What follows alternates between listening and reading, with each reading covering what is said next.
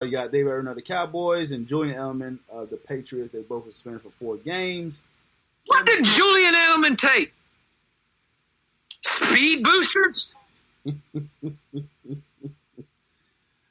Let's see. Like, it don't even make no sense. He ain't even that big. No. And why is it coming out now? Why couldn't it came out before the AFC Championship game? Oh. Let's see. Yeah, I know you. Yeah. Miles Jack wasn't down. Miles Jack wasn't down. So, yeah, he got suspended there. Let's see. I'm trying to see what was the exact substance. SI.com. Let's see what it was. Weed. No, I'm just kidding. Which, did you see that one thing where the NBA, NFL players talked about smoking weed on Bleacher Report? Yeah. Was the one dude said, I got high before every game? He's like, yeah. They don't play. It's an anxiety thing. Literally, most of them smoke before a game or something to get rid of anxiety. So maybe that was. It's the number one. It's the number one anxiety reliever in the world. It's just nobody wants to admit that it does. Yeah. So it helps with stuff. It helps with more things than it does than it hurts. People are just worried that if we make it legal, everybody's going to get fat off of the munchies. All right, so let's talk about. I know you said you want to talk briefly about the NFL Top 100. Yeah, there's been a lot of interesting places where people have been put and everything like that. 6 Jaguars actually made the list this year, and one of your guys is actually going to be in the top 10 again. Von Miller, even after having a down year, Von Miller is going to be in the top 10 of the top 100 players in the NFL. I'm trying to pull up that list of it. I know Chris Harris made it too. Let's see right now. Chris Harris made it way down below. Yannick Ngakoue was in the 90s, I think, after his second year, him having almost a 10-sack season just in his second year. Malik Jackson didn't make the top 100 list. And Malik had 9 sacks this year for an interior lineman. There was a lot of guys that got snubbed, but there was a lot of guys that I thought was too low. Like they put Denard Hopkins over Jalen Ramsey, even though Jalen Ramsey has owned him every single time they played. Russell but Wilson. It's a cool list because they say that it's voted on by the players.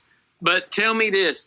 How does Alvin Kamara go from not even being in the league last year and all of a sudden he's in the top 20 players in the NBA and in the NFL and he don't even start? I get that he was electric and everything like that, but do you really think Alvin Kamara is one of the top 20 players in the NFL? No, that's crazy. That's kind of, I don't know. No. Yeah, exactly. They got Russell Wilson here at 11, and he was ranked 20. Yeah, they got Russell Wilson that high, who was also owned by Jalen Ramsey, who's below him. But I'm like, it's sketchy to me that I think a guy that many consider being the best corner in the NFL, being as low as he is in a position of value like cornerback is. It gets me a little bit. And it gets me that one of his teammates was voted higher than he was. And he's not even the best in his position, even though he did get robbed of Defensive Player of the Year last year. Joey Bosa is 37? Screw Joey Bosa. I'm just kind of looking through the list now. Now you're just now looking at it. Yeah. Because I just kind of see when they kind of tweet the Broncos players and stuff like that, and then you tweet some of the Jags players, and you and John. And they put AJ Boye on the All-Pro team, but then he's way down the list of the top 100 players. But this is voted by some of the players, and what I think a lot of it is if some people just don't like some people, they don't put them where they think they deserve and stuff like that. So I think, especially, I'm pretty sure AJ Green didn't vote for Jalen Ramsey to be that high on the list after. After Jalen got in his head so bad. So Derek Carr had a big drop. He was ranked 11 last year. He's 60. No, he dropped huge because he had a terrible year. He had a very, very, very bad year. He had some injuries to his receiving core, too. Yeah, but everybody's had injuries to their receiving core or injuries to their cell. He actually had some to himself, too. So, Zach Martin, who signed that big contract, 71. Whew. That's a big contract. Big old contract. He signed a big old contract. That dude got paid. I just can't wait for football season to start. I'm ready. After a quarter of a season of excellence with the 49, he's ranked 90. I would have put him on at all. Kirk Cousins 94. Ha Clinton this is 100. I'm about to say that's your guy. Interesting list. I like Clinton Dix. I think he's a good safety. Yeah. I think he's a pretty good player. He's from Central Florida too. Nice dude. I think he's a good, and he played for Alabama. How did all these people get out of Florida and go to Alabama? I would never, still will never know. Well, like I said, Nick Saban flew his plane to try to recruit some player from Auburndale here like 6 months ago. Some big defensive lineman at Auburndale he flew his plane in and talked to him and stuff like that. So, of course, if you high on the rankings, they send somebody to you. Oh yeah, that's why I said they would. So I don't think Nick Saban ever been to Auburndale. I know. He's been there before. There was other guys that he was recruiting from there before. I know he's been to Lakeland. Yeah, he's been to Lakeland a lot. Yeah, he's been to Lakeland. Lakeland's got freaking Lakeland and they go all over the place down there. Yeah, Polk County is huge around here, man. They camp out in that bitch. Winter Haven, Haines City, yeah. They camp out in Central Florida. Well, now with that IMG Academy and shit down there, and they camp out down that way. Yeah, my dad still talked to Tony Joyner, man. Tony Joyner's up there working, being a car salesman at his job, so still trying to get him on the podcast, man. We need to talk to him. No, that'd be fun. Yeah. Me and Tony was classmates, man, so I know him very well. We went to. Yeah, that'd be fun. We'd actually get him and sit down with him instead of having him over the phone. Nah, Tony's a cool dude, man. Like I said, I went to middle school and high school with him. So no, he went to high school in Haines City, but I went to middle school with him. So we played that'd be cool. We played rec basketball together. We was on the basketball team. Me, him, and another quarterback that was good. So I was just their big man getting the rebounds and whatnot. Like you do with me. Yep. So that's what I was at the time when I was about their size and they sprouted up, and I got my dad jeans and didn't sprout anymore. I literally was like 5'8", 5'9", in like 8th grade. So I was like, "Yeah, I'm gonna be 6 foot, baby." Oh no!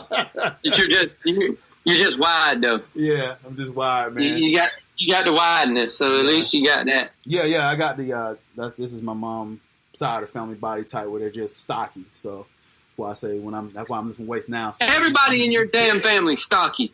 That's it, man. We're like if I was to lose like 20 more pounds, I'd probably be like a perfect linebacker size.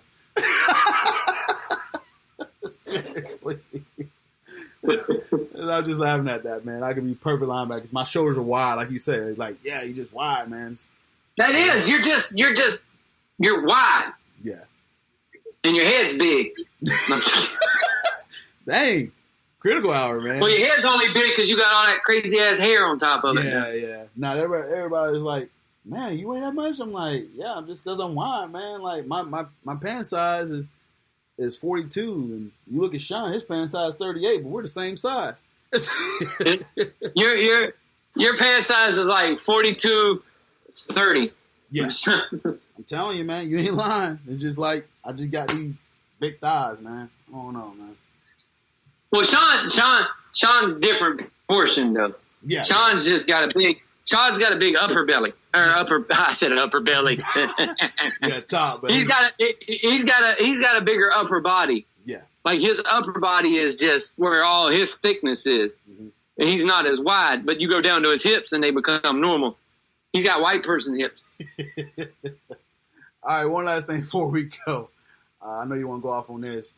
Greg Hardy. Even though I know he's getting married soon. Yeah, he's getting married, man. He's excited about that. I just put down money for this dang tux, so fun, man. And then with you, maybe I'll be putting down another one here. So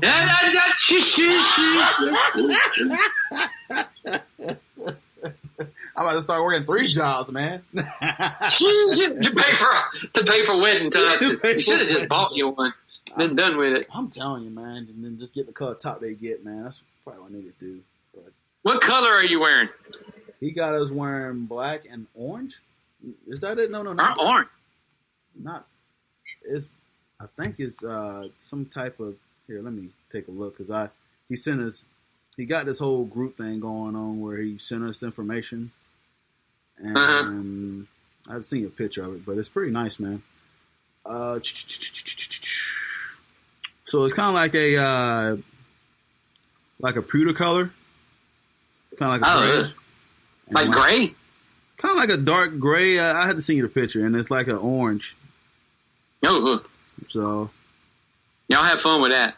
Yeah, well, I know he's a Gator fan, so that's why he kind of got the orange in there. He went to orange being a Gator fan. Yeah, I think Trudy was like, here, even though I get you can choose the color what you want your guys to be. Wow, you mean a woman actually let a dude make a decision about a wedding? Yes. Holy shit. And Sean was very surprised about that. Holy shit. I'm shocked too. Yeah, Sean was very surprised. Like, I'm stunned. I am stunned. Wow. That's what I said. I'm stunned. You have to keep her anyway because you make a decision. Oh, yeah. Not that she had your baby or anything. No, it's the fact that she let you make a decision about a wedding. The baby has nothing to do with it. It's all based on that decision about the wedding. That shit's important.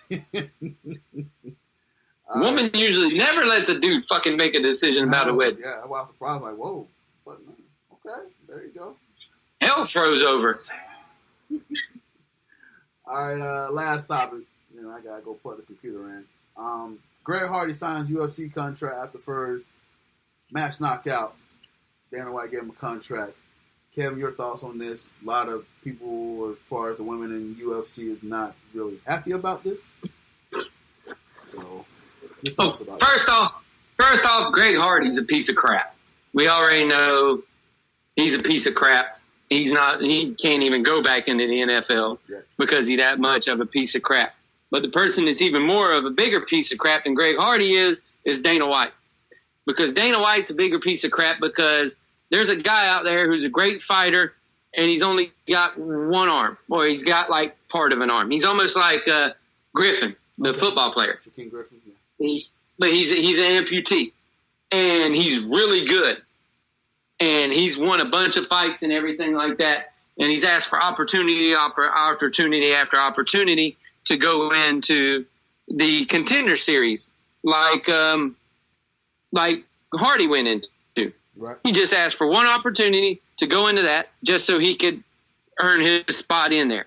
Well, Dana White keeps telling him, no, I'm not going to allow you to do it because what if something happens to you? This is the same guy who has allowed CM Punk to get 2 fights when CM Punk can't fight his way out of a wet paper bag and has got destroyed. Did he not care about CM Punk too? Or does that just being a cop-out?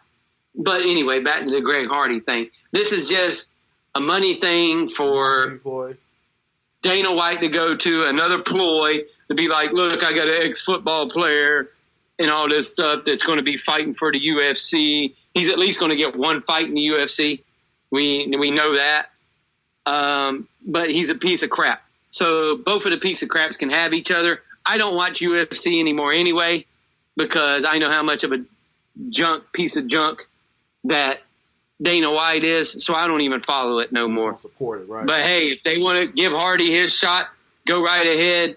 He deserves the UFC if he's getting all that stuff. I hate watching the sport. It's because it's become a joke the way Dana White treats people and the way he treats the fighters and stuff like that. I'm just completely over anything UFC does anyway. Yeah, and it's kind of and I was really hoping Austin Lane would have beat Greg Hardy, but it was kind of a 2 punches, and Lane went down.